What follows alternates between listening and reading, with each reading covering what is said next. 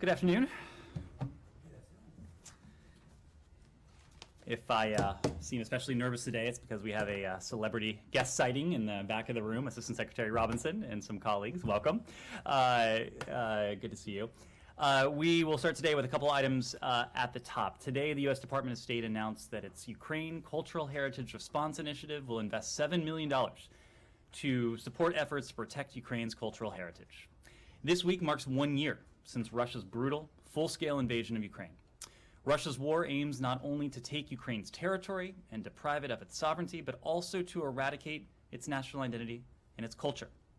This initiative supports Ukraine's efforts to protect and repair damage to Ukrainian cultural heritage sites and collections following Russia's unrelenting attacks throughout Ukraine.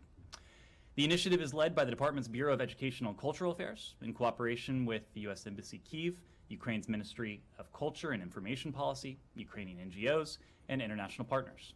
The initiative will give priority to cultural heritage sites and collections directly impacted by Russia's war. The initiative complements broader global efforts to preserve and protect cultural heritage coordinated by the Bureau's Cultural Heritage Center. And next and finally, we condemn the Burma military regime's arrest and detention of prominent ethnic Kachin Christian leader, Reverend Dr. Kalum Samson. We are extremely concerned for his well-being and safety and urge our partners and allies to join us in calling on the regime to drop all charges and immediately and unconditionally release Reverend Samson. Reverend Samson's incredible work advocating for religious freedom, justice, peace, and accountability should be celebrated and replicated, not condemned. We additionally urge the regime to cease its unconscionable repression against religious actors and communities in Burma and end the violence. With that, turn to your questions. Matt. Right. I actually have nothing worthy of starting with, so. I find it hard to believe that's the case, but I will take your word for it. Well, let's see. Okay, Saeed. Let's see what the first question is. Saeed. Oh, right. Standing. We'll start with the Palestinian issue. Okay. We are looking at a situation where one of the most extremist of officials is taking over basically the security of the West Bank. Are you concerned about that? They have reached a deal that allows Mordi to basically decide the fate of the West Bank, the occupied West Bank? Saeed, you're referring to an announcement that only recently emanated from Israel. We're aware of it. We're working to better understand this announcement and any potential implications. As we've said before, we believe it's critical for Israel and the Palestinian Authority to refrain from any unilateral steps that exacerbate tensions or have the potential to undercut efforts to advance the prospects for a negotiated two-state solution. Those steps are many. We've given illustrative examples, but they certainly include annexation of territory. In the meantime, the Israelis seem to be intent on going into the Palestinian community, the largest Palestinian city in this case, Nablus, other large Palestinian cities, Hebron, other places, and so on, and basically doing the same thing over and over again, under the pretext that they are in pursuit of certain militants. In this case, yesterday, they said they claimed that they were after 3 militants and so on, and in the end result, we had dozens of deaths and injuries, many of whom were civilians. What measures should be taken, until we get to the point where you're saying, what measures ought to be taken to provide protection to the Palestinian people? It seems that the Palestinians lack protection. I know yesterday in my question to the ambassador, she thought that the Palestinian Authority is not a state, they cannot go there and there. So what measures ought to be taken to ensure that Palestinian civilians are protected at the present time, not so far in the future? So this goes back to the conversation we had yesterday and we've had previously as well. Two things are true at once. In this case, we recognize, as I noted yesterday, the very real security concerns that Israel faces. We've seen far too many just crushing examples of those very real security threats to Israel and to the Israeli people. At the same time, we've been deeply concerned, we've been alarmed at the loss of civilian life. And of course, yesterday, we saw another tragic example of the loss of civilian life in an Israeli counterterrorism raid in Nablus, as you mentioned. We believe it's incumbent on both parties, Israelis and Palestinians, to take steps that, in the first instance, don't further escalate tensions. Tensions are already far too high. They are far too high for anyone's liking, certainly ours. But from there, to take steps to actually de-escalate tensions, to take steps that bring down the temperature, that will allow the parties to work together to improve the security situation in the West Bank. To your question, we think that's imperative, and to address the tensions that have been inflamed of late. We are ready, willing, and able to support the parties in any way that we usefully can. Our officials have been engaged on this, as have other regional officials, with both Israelis, with Palestinians as well, to, again, support them in the steps that ultimately they themselves must take. These are not steps that the United States can take. These are not steps that other countries in the region can take. Only the Israelis and Palestinians themselves can undertake these steps. We are ready to continue to be a partner as they seek to undertake these steps, and we encourage them to do so. In the meantime, you know, the Palestinian people are really left with a very hopeless situation. I mean, on the one hand, they see that the Israelis are advancing plans for 4,600 units and so on in Area C, you know, in many other areas. I mean, I can go on and on and on, but you are fully aware. So if they feel so frustrated and so hopeless, we're going to see incidents like the one we saw on 27th of January. I don't think it can be avoidable, whether it's planned or not planned or whatever. I mean, aren't you concerned that violence begets violence, and this, you know, horrible, unbridled Israeli violence would ultimately, you know, create counter-violence? Saeed, I want to be very clear that we condemn all forms of violence. We condemn terrorism in all its forms. There is never a justification for any act of terrorism. Never. Our goal in this is not to set the parties directly in a room, to encourage them to go directly to a room to negotiate a two-state solution. We are under no illusion that that is possible today, tomorrow, perhaps in the near term. Our goal is to support the parties as they themselves, in the first instance, have to take these steps to de-escalate tensions, and from there, take steps, we hope, that help to preserve the viability of a two-state solution. Now, that doesn't mean that the United States is standing idly by. As I said before, we're engaging with the parties, we're engaging with the region. More than that, Saeed, I think your question noted the sense of hopelessness and sense of despair among many Palestinians. That's something we recognize. It's something we realize, and it's something we've sought to counteract.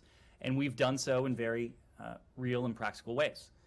In the first instance, we reestablished a relationship with the Palestinian Authority, but with the Palestinian people. And to the point of real and practical steps, the United States has led the international community in providing humanitarian relief to the Palestinian people. Over the 2 years of this administration, we've provided more than $900 million, almost $1 billion of humanitarian support, of humanitarian relief to the Palestinian people in Gaza, to the Palestinians in the West Bank. That is for the immediate humanitarian relief, but there is also a compounding effect, we think and we hope, to preserve that horizon of opportunity, to preserve that horizon of hope that, I agree, is critical. We cannot afford to let either side, either Israelis or Palestinians, lose that horizon of opportunity, that horizon of hope. It is part and parcel of our efforts to keep the viability of a negotiated two-state solution to this long-standing conflict alive. Yes, Nadia. I want to ask you about Libya. My apology, I have to leave after that. So can you tell us about the Libya contact group, who they're meeting in this building? And second, there's European diplomats who participating in this meeting. They expressed some kind of pessimism that actually the election can be held on time, although they were calling for some kind of mechanism to hold the election. Would you share this? Do you think that is very difficult currently, considering all the elements, whether it's the Wagner group, the Syrians, the whatever in Libya, that is very difficult to hold any kind of political process? A couple points on this, Nadia. First, there's only so much I can offer at this moment because I understand these engagements are still ongoing. We will have more to say towards the end of the day when we provide a readout of the consultations that have taken place. But I will say that from the Department of State, our Deputy Secretary of State, Wendy Sherman, was meeting with these officials earlier today. They discussed a whole range of issues, including, perhaps most prominently, the steps the United States and the international community, along with the Special Representative of the UN Secretary General, are taking to support the aspirations of the Libyan people for free and fair elections this year. We think it's important that the Libyan people have an opportunity to express their voices, to act on their aspirations at the ballot box. And we are working intently with Libyan authorities, with the Special Representative of the Secretary General, with our international allies and partners to support that in every way we can. Now, ultimately, the precise timing is going to have to be up to the Libyan people, but we think it is important that the Libyan people have a near-term opportunity this year to express their voice peacefully at the ballot box. How do you assess the strength of the Wagner group to the degree that it will cause, a difficulty of holding the election? Well, the Wagner group, wherever it is, whether it's on the African continent, whether it's in Ukraine, anywhere else where its tentacles have been able to take root, we've noticed that these countries often find themselves weaker, poorer, more insecure, less independent.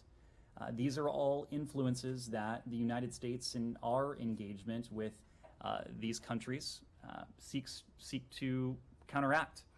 We are taking action using authorities available to us to pursue the Wagner Group, to pursue its founder. Both the group and its founder are now subject to a number of sanctions and other authorities that we have imposed in an effort to counter the influence of the Wagner Group on the African continent, but everywhere else where it exists. We are working closely with our African partners, with European countries, to address these very destabilizing and these rent-seeking activities that the Wagner Group undertakes.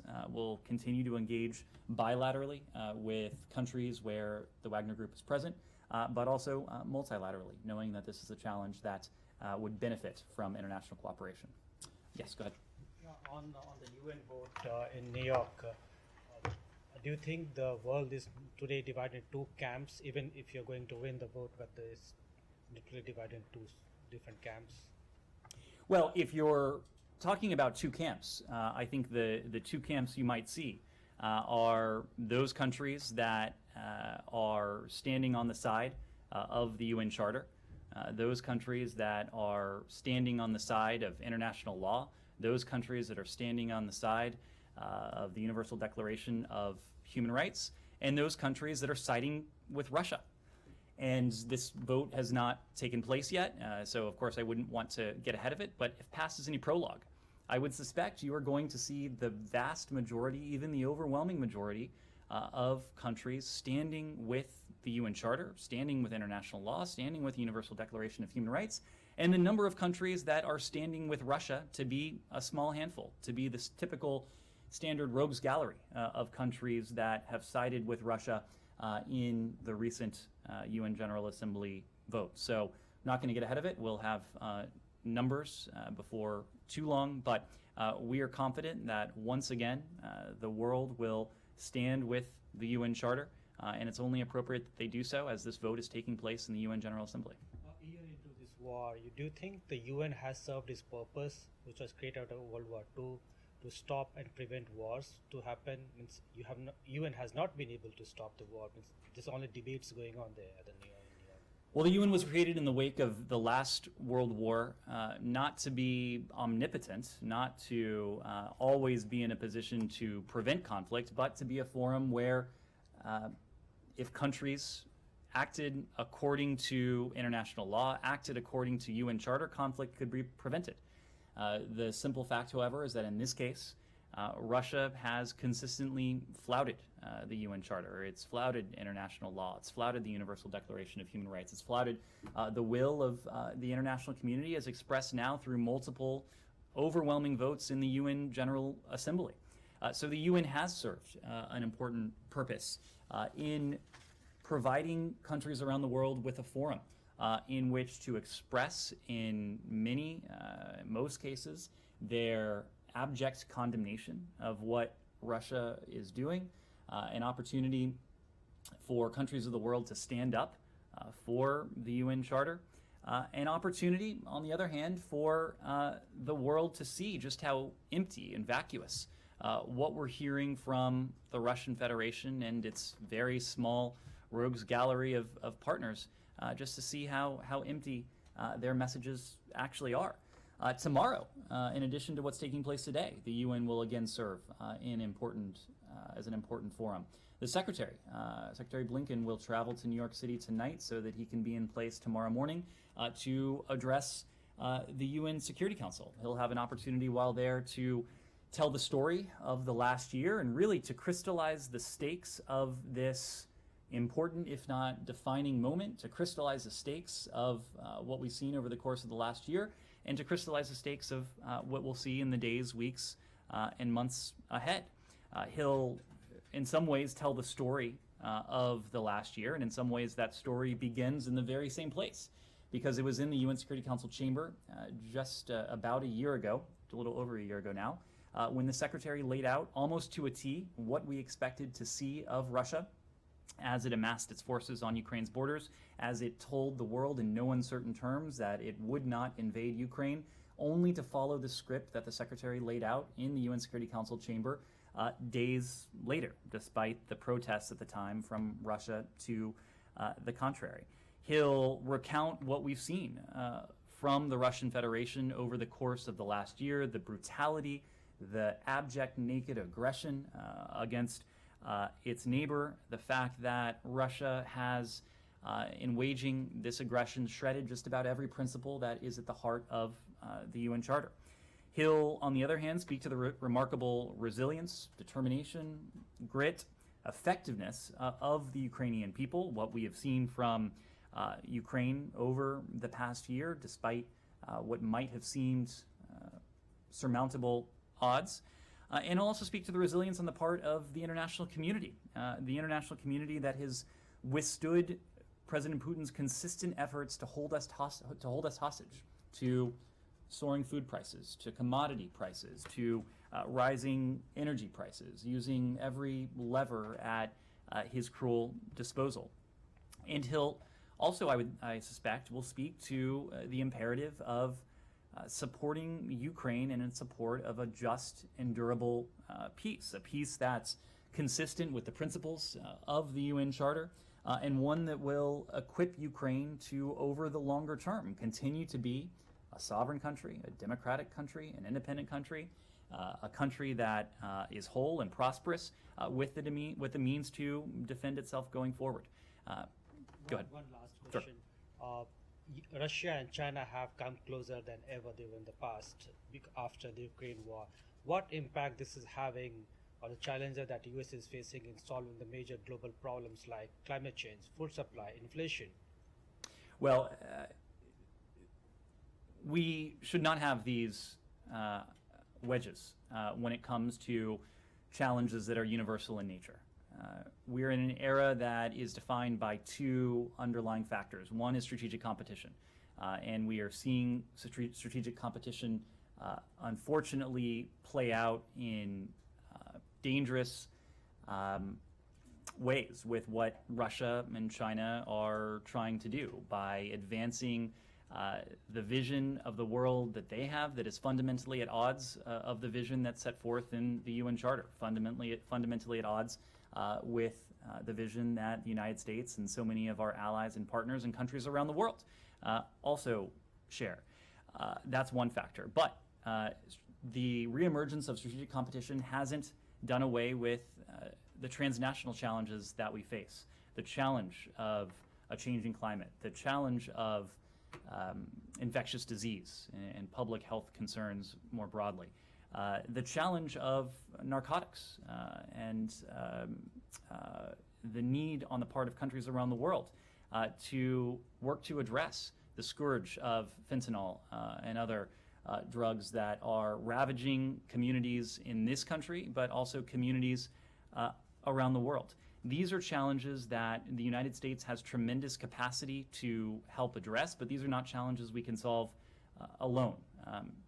We're always going to be more effective against every single one of these challenges when we work with partners and allies, but also countries with whom we share otherwise very little in common. And China may well fall into that category.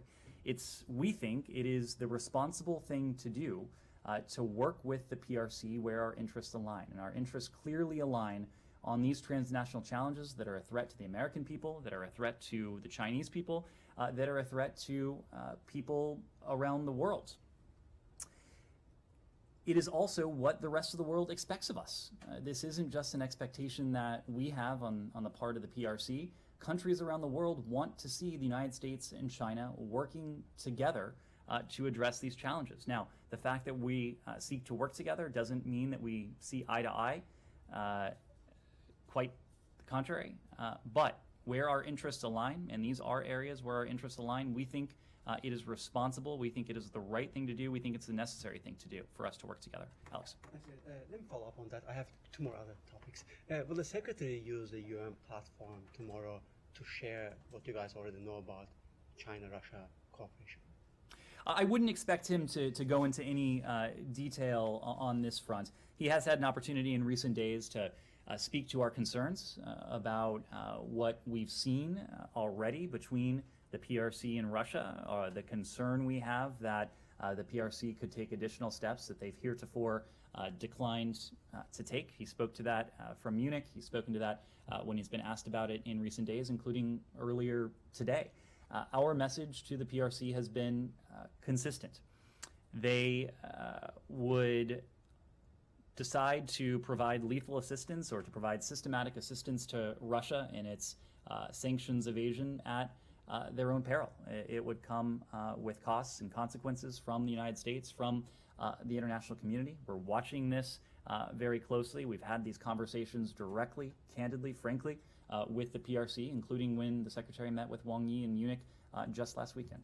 But do you have a new updated assessment on why China is doing what it is doing? I mean, quite honestly, they have been staying away from this for a year. It seems odd a little bit, you know. I would actually disagree with that, Alex. I don't think China has been staying away from this for the past year. In fact, the PRC has been providing important support to Russia over the course of this last year. They attempt to maintain this veneer of neutrality, professing to the world that they're not taking a side, but they've clearly chosen a side. In the weeks leading up to this invasion, when it was crystal clear, at least should have been crystal clear to the PRC, what Russia intended, they signed this communique, 5,000-word communique that spoke of a partnership without limits. Over the course of Russia's aggression in Ukraine, the PRC has provided diplomatic support, they've provided political support, they provided economic support. They have echoed and parroted Russia's propaganda, its lies, its distortions, its mistruths, in an effort to shield Russia and to propagate what it is trying to feed the world, a steady diet of disinformation and lies. We'll move to Russia, Moldova, and Ukraine as well. You probably have seen the reports about Russia's false flag claims. Resembles, what they've been doing last year, this time, towards Ukraine. What is your assessment on that? Why are they trying to bring Moldova to this picture? Well, that's a better question for Moscow, and I think we've seen a pattern of behavior on the part of Moscow to attempt to subvert, I should say, the independence, in some cases the territorial integrity and the sovereignty of its neighbors and countries in the region. So in some ways this is nothing new. It is also not new that the United States stands firmly committed to assisting Moldova as it pursues the economic, political, and anti-corruption reforms needed to build what it has chosen as its European future, what the people of Moldova have clearly chosen as their path. We've been in close contact with our Moldovan partners during this critical time. Secretary Blinken met with President Sandu not all that long ago. We strongly support her leadership and the Moldovan government. We also look forward to working with the new Prime Minister Recien and his cabinet as they continue to pursue political, economic, and anti-corruption reforms. We've been deeply concerned by some of what you've heard from our Moldovan partners. There are consistent reports of a plot by Russia to destabilize Moldova's democratically elected government. As I said before, Russia has a long history of malign influence, both in Moldova and in the broader region. And we've worked closely with our Moldovan partners over the course of decades now to build its political resilience and to counter longer-term efforts by Russia to undermine those very democratic institutions. Yes, Simon? Just come back to the UN quickly. The Chinese representative has made a statement basically saying, they're saying sending weapons to Ukraine will not bring peace. Adding fuel to the fire will only exacerbate tensions. I guess given what you've been asking the Chinese or warning the Chinese about, they seem to be kind of turning that back on the US and saying, your provision of weapons to Ukraine is not helping. Do you have a response to that? Without responding directly to that, let me make a couple points. Number one, there is no such thing as neutrality in this war. It is not a question of two belligerents in a conflict without any value statements attached to this. It is a question of an aggressor waging fierce brutality against its neighbor without any justification whatsoever, without any basis in international law. No responsible country can be neutral in a conflict like this, certainly not any country that purports to adhere and to believe in the principles of the UN Charter, because what Moscow is doing is a blatant violation of the UN Charter, a blatant violation of international law.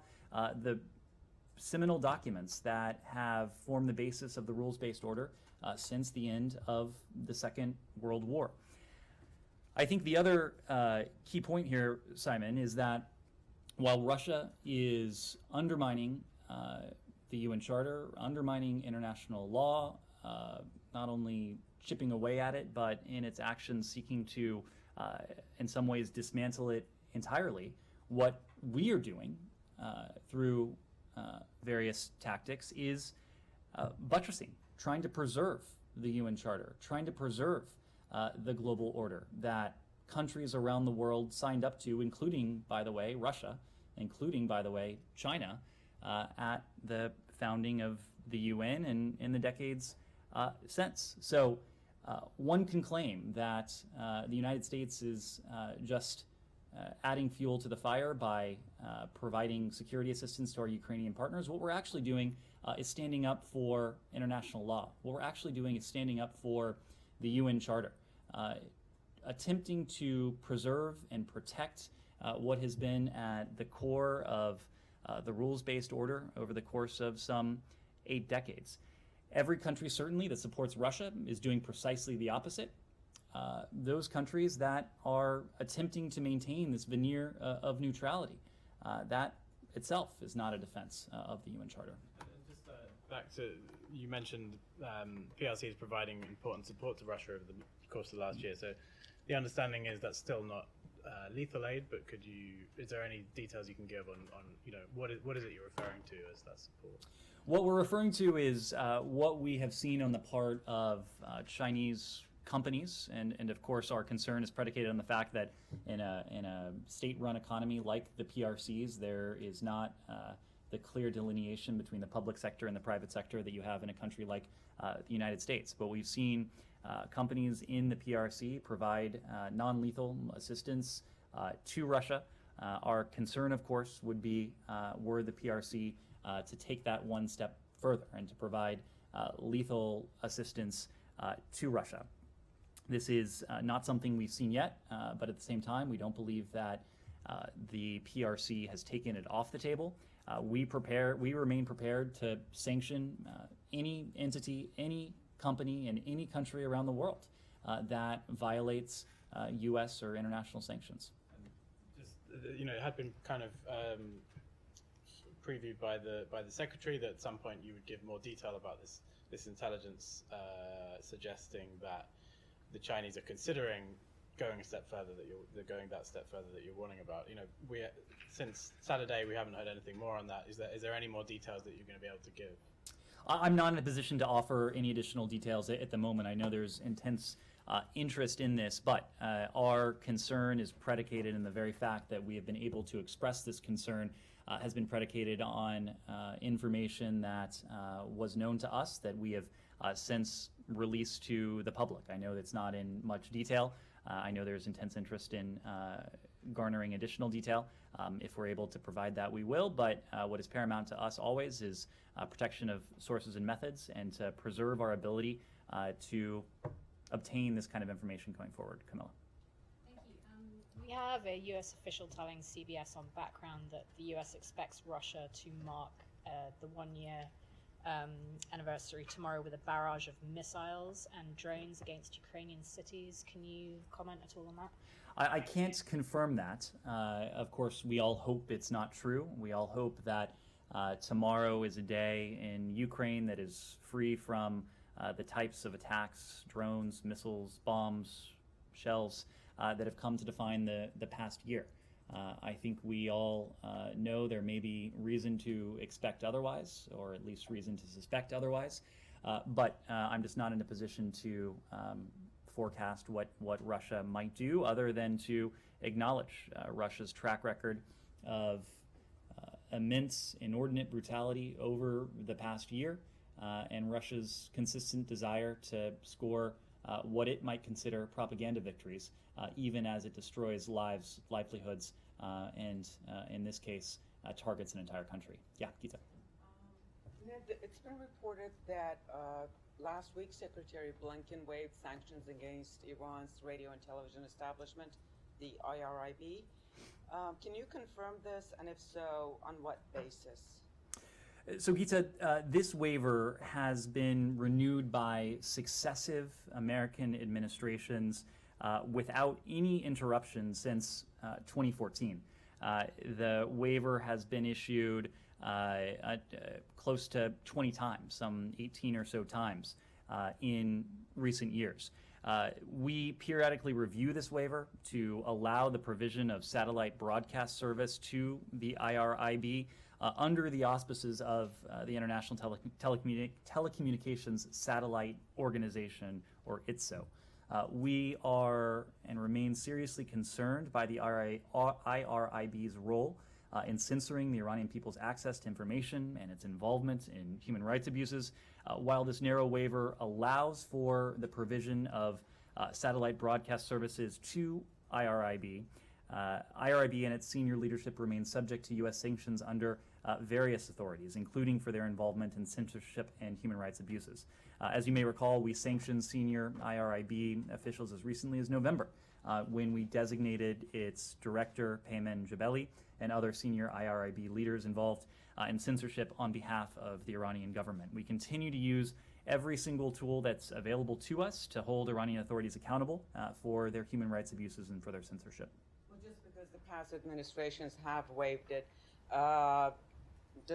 doesn't necessarily mean that this administration would have to, especially now, where you've seen it airs forced confessions, disseminates misinformation, disinformation, doesn't reflect the reality of the protests on the streets, airs the officials' anti-Semitic comments. So aren't these enough grounds not to waive the sanctions? I mean, not to waive it? These are underlying conditions that we look at every time this waiver comes up for renewal.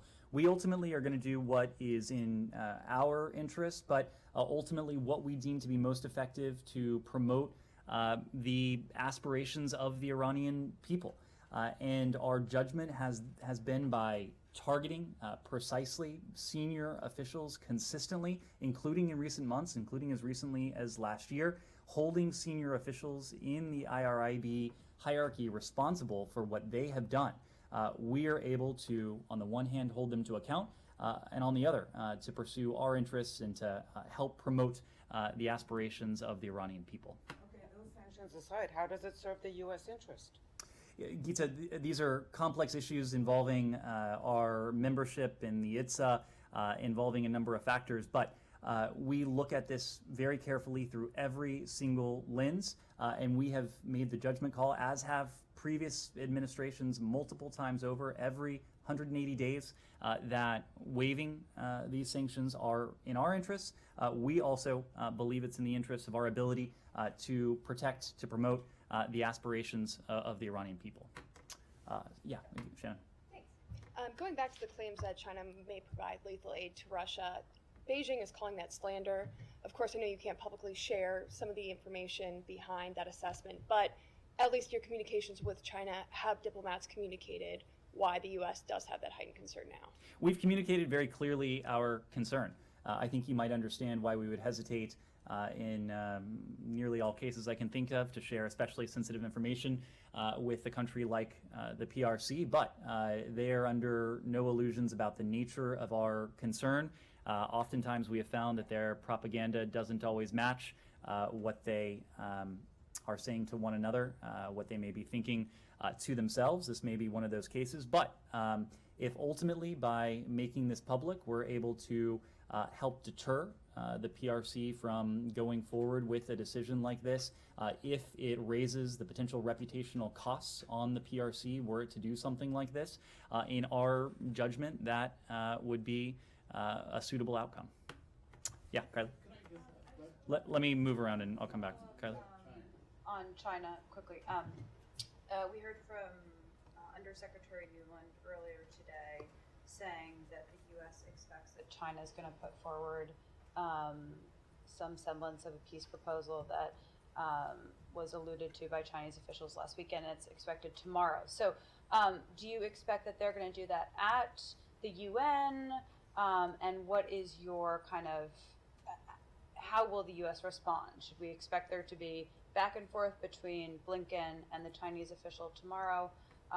Just how do you see this playing out? First, I would have to refer you to the PRC to speak to any plans they may have for tomorrow or in the coming days regarding these reports of a peace proposal. It was Nuland that said this, not Chinese officials. No, I understand. I understand. Toria has a way of making news that not all of us have. But I think when it comes to their these reports of a peace proposal, look, there are reasons to be skeptical. And this goes back to the conversation we were having just a moment ago. The PRC seeks to have it both ways.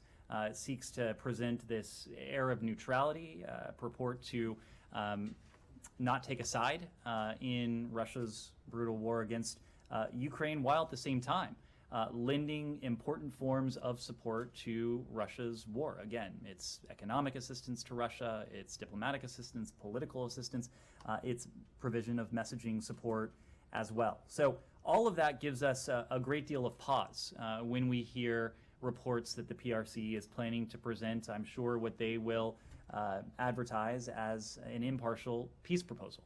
Of course, Wang Yi was in Russia this week. Unless I've missed it, I'm not aware that Wang Yi made a symmetrical visit to Kyiv to discuss their ideas for a peace proposal.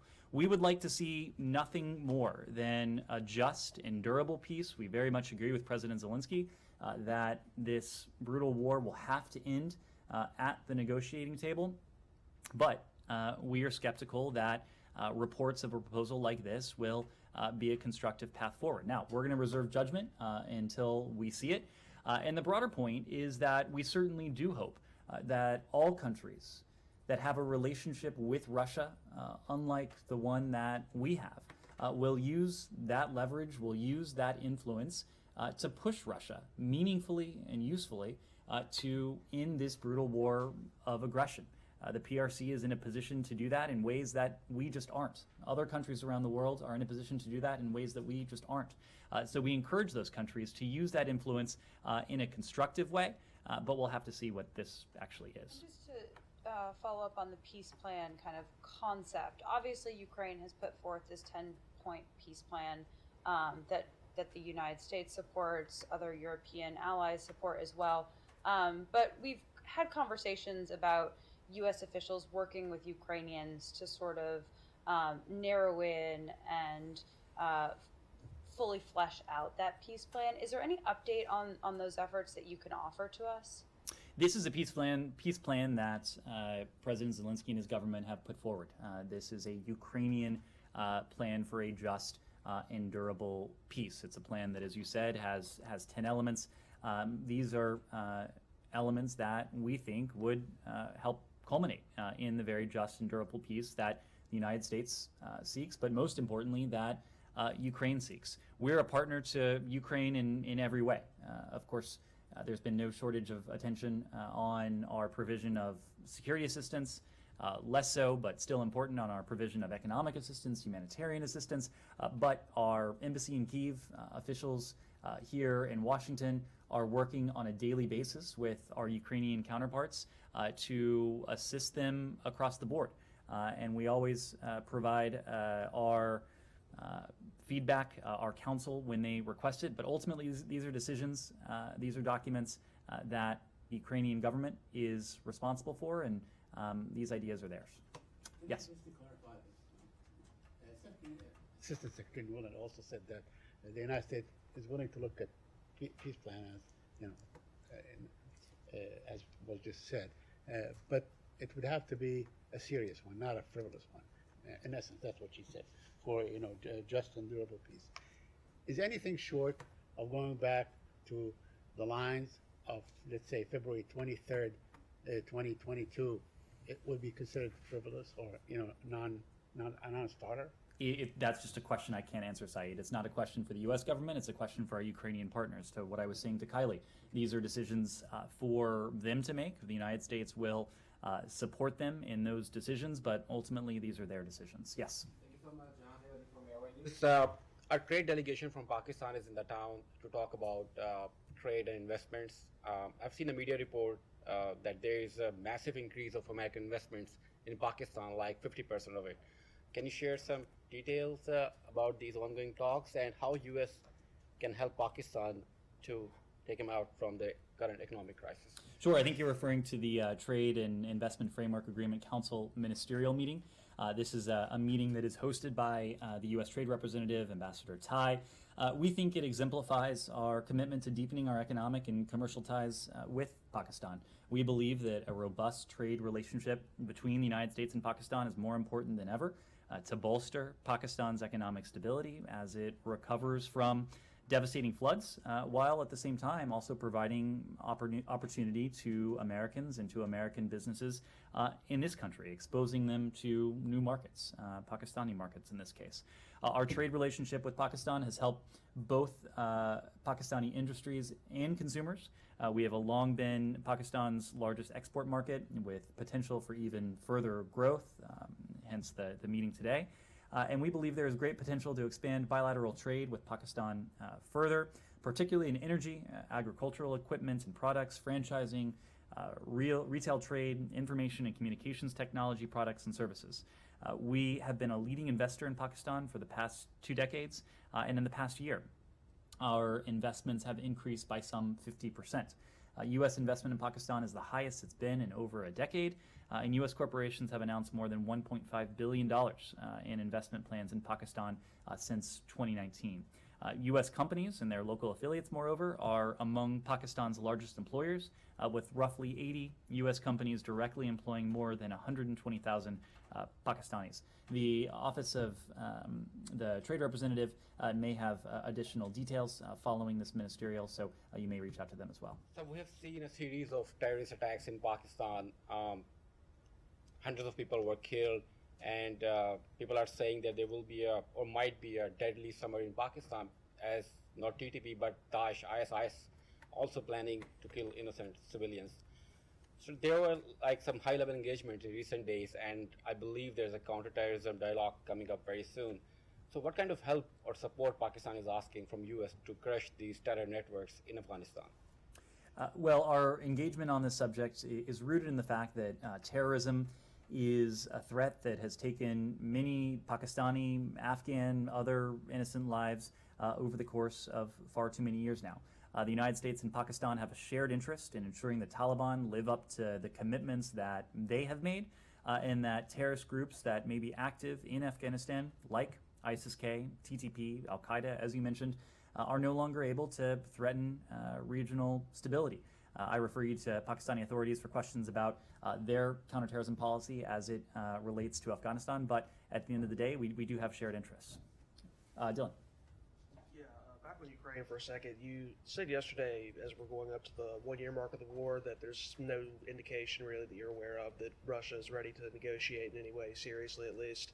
But you also said essentially that the plan is to continue forward as you have, as far as providing significant aid to Ukraine, sanctioning Russia, otherwise diplomatically pressuring them. As we're at the one-year mark of the war, and you're seeing no indication that Russia wants to negotiate still, is there any thought to altering the approach, perhaps trying to take a more proactive role in peace negotiations, or ratcheting up pressure on Russia in a way that you haven't thus far, or are you just going to continue with what you've been doing largely?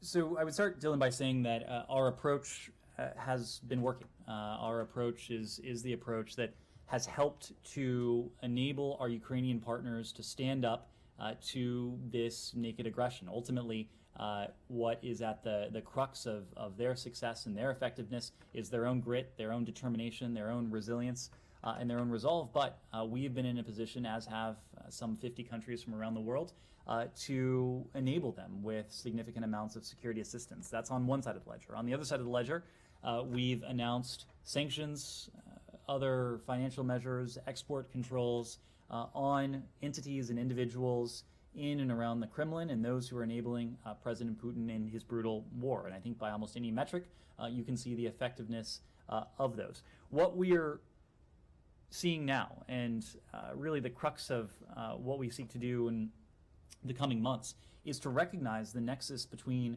what is happening on the battlefield in Ukraine and ultimately what we hope to see happen if and we think when a negotiating table emerges where Ukrainians and Russians can bring an end to this war. The simple fact of the matter is Russia has expressed no appetite to engage in that kind of constructive dialogue at the moment, and quite the contrary, in fact. There was a statement that emanated from the Kremlin that said the Russians would be willing to negotiate if and only if Russia's new territorial, quote-unquote, territorial realities in Ukraine were recognized.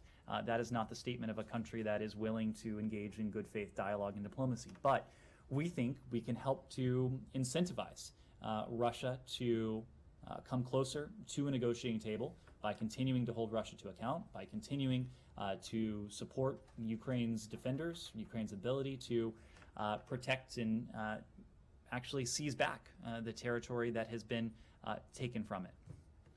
Yes, in the back. Go ahead. Okay, thank you.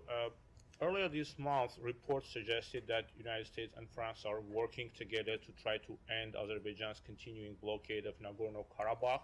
I was wondering if this communication that happened between the Secretary of State and his French counterpart was more like a one-time effort, or maybe have been more efforts, joint work together, or should be expected in the future between United States and French authorities. And my second question is more about the humanitarian aspect. Azerbaijan unfortunately continues to disregard the international calls, but it's coming from this administration or the European partners.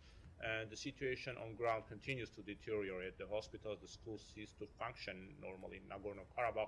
I was wondering if the administration considers stepping in and maybe delivering humanitarian aid to Nagorno-Karabakh using USAID or other capacity of USAID or other channels. Thank you. So on your first question, we have made clear through our word and our deed that we are ready and able to help the parties, Armenia and Azerbaijan, advance progress on these very difficult questions in any way that we can. We have done so bilaterally, we have done so trilaterally with the parties, including when Secretary Blinken sat down with his Armenian and Azerbaijani counterparts in Munich. We are and have been working with and through our partners. We're very supportive of the EU process, and I should note that there is an offer from President Michel of the EU to host the parties in Brussels. It's an opportunity, should they accept it, to sit down to continue the progress that we've seen in recent weeks. When it comes to the Lachen corridor, the Secretary raised this in his engagement with the Prime Minister and with the President in Munich last weekend. He underscored the need for free and open commercial and private transit through the Lachen corridor. He also called on the parties to open other transportation routes. We think it, in the first instance, is incumbent on the parties themselves to resolve these impediments to the free flow of goods, including humanitarian assistance to the people who need it most in this corridor, and we're going to focus our diplomacy on attempting to help bring that about. All right, yes? There's a question on China-Russia's relationship.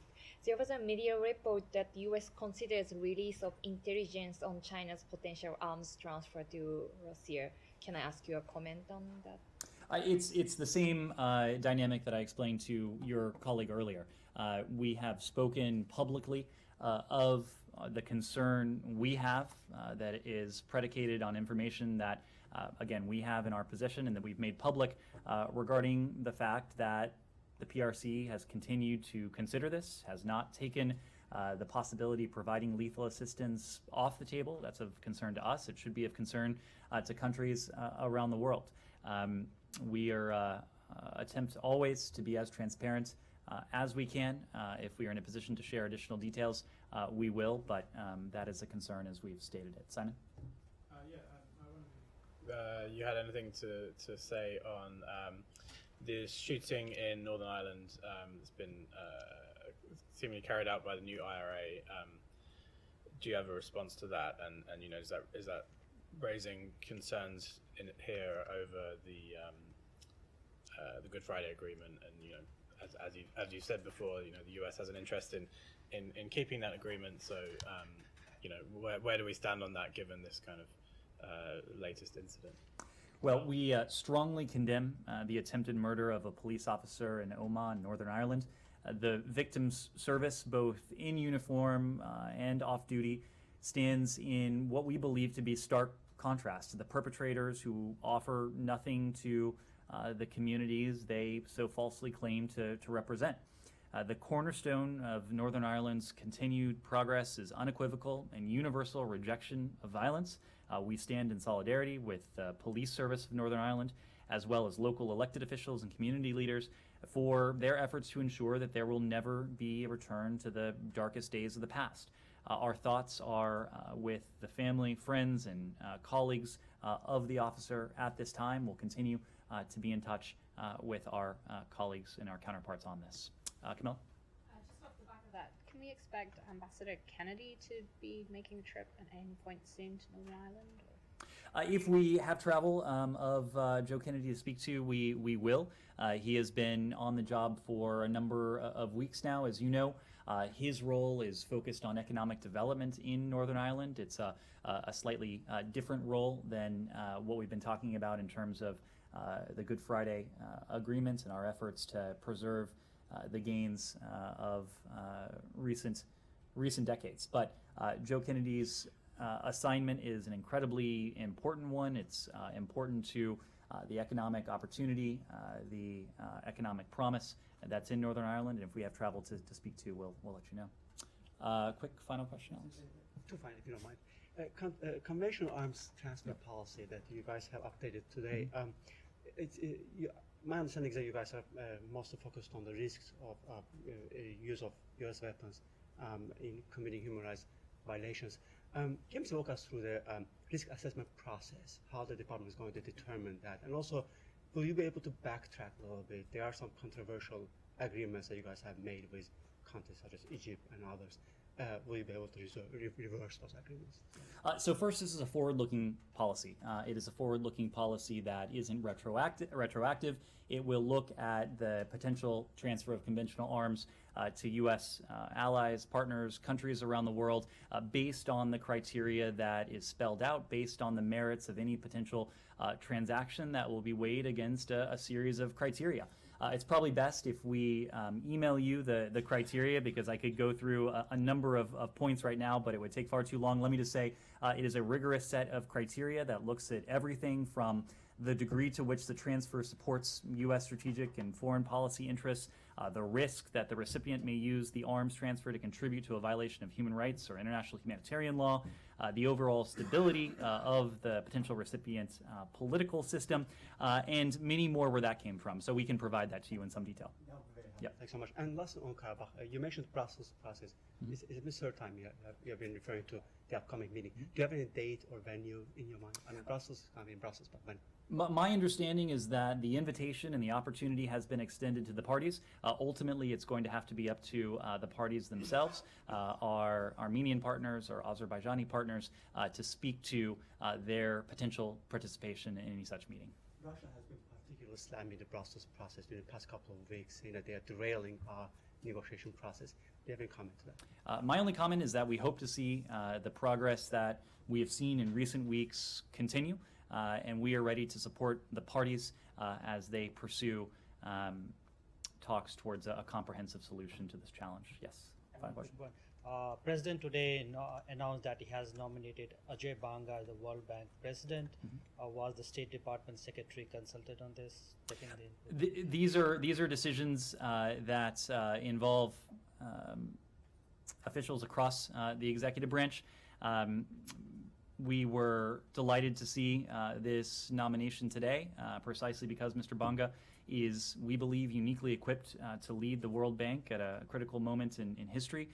He's a truly exceptional candidate, and his leadership and management skills, his experience living and working in emerging markets, his financial expertise, all of that will help him achieve the bank's objectives of eliminating extreme poverty and expanding prosperity around the world, while also evolving the bank to meet the transnational challenges we've talked about, including and perhaps most notably climate change. A renowned executive, Mr. Banga has led a large organization with some 20,000 employees. He's advocated for diversity and inclusion. He's delivered results at every turn. His efforts have helped bring 500 million unbanked people into the digital economy, deploy private capital into climate solutions, and expand economic opportunity through the Partnership for Central America. We are excited to see his nomination, and ultimately it will be up to the World Bank's board to make the final decision. Thank you.